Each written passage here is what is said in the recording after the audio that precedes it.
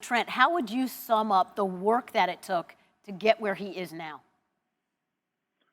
Lonely on his part, to be quite honestly. He went through a really, really lonely time where it was long days, monotonous work, surrounded by a team of experts that knew how to transition him from kind of the rehab into the strength and development transition, but hard stuff. Eating well, really using food as a means of healing, 2.5 hour sessions a day of really boring, lonely stuff, long classroom hours with myself and Ken Wisenhunt, a ton of other rest and recovery type aids, really working on mobility, stability, strength, flexibility before he could ever start any type of dynamic workouts.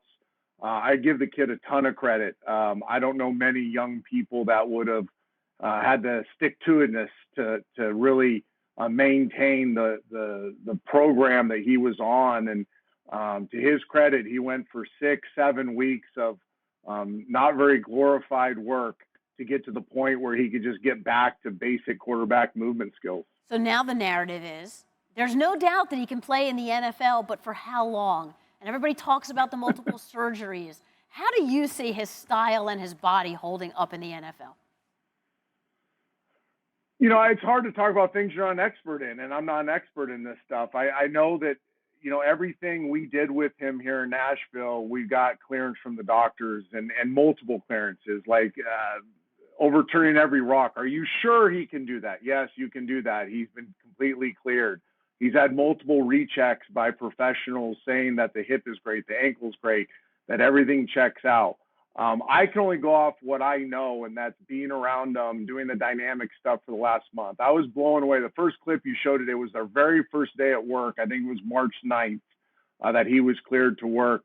And I had a 35-minute script written for him for some basic rudimentary type movement stuff. And we ended up going an hour and 15 minutes because he was so much further advanced than I thought he could be. His stamina has been incredible. His power, his twitch, every single day there was improvements, and he wouldn't fatigue quickly, which tells me that the work that Luke Richardson, that Johnny, his trainer, that the people at Alabama, the whole team that's been put together to help him kind of get over this have done a fantastic job. And he moves as well, if not better, than he did before he got hurt. He is stronger. He's leaner. He's quicker.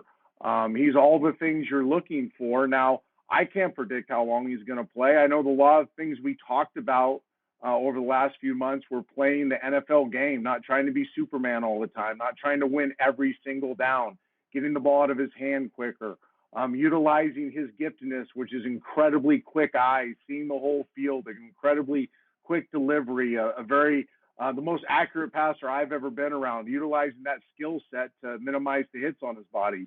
But at the end of the day, I don't know if anybody can predict how long you're going to play. I know the guy's built differently. He's very, very special.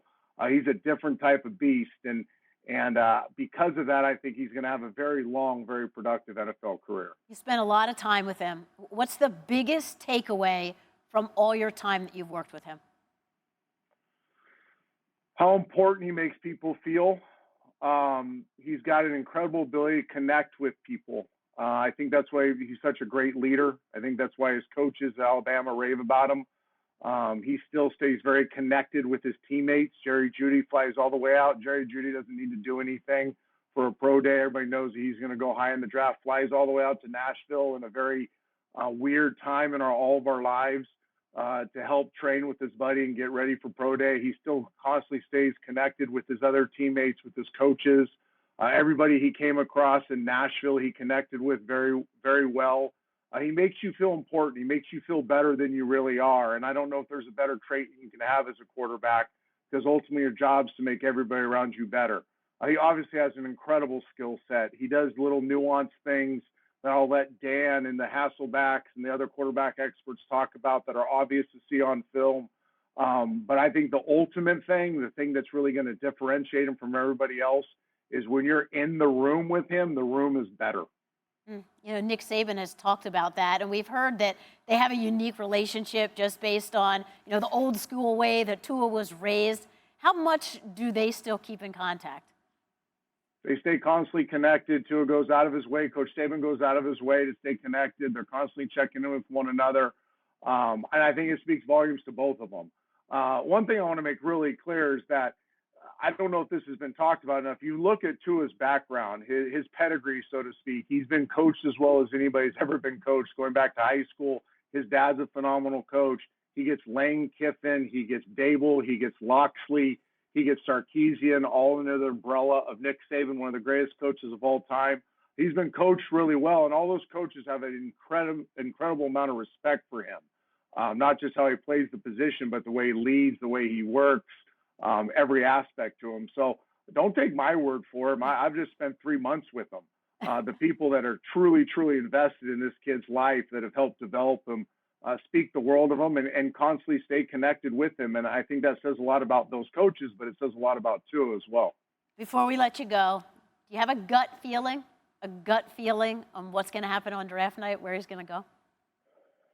I really don't. I've tried to stay out of that part of it, obviously. I just care about Tua. I love this kid like my own son. And I've seen him go through some really hard things. And I know when you go through hard things, great things are on the other side. And whoever gets him, whoever's lucky enough to get him, is getting not just good, not just really good. They're truly getting great. They're getting special.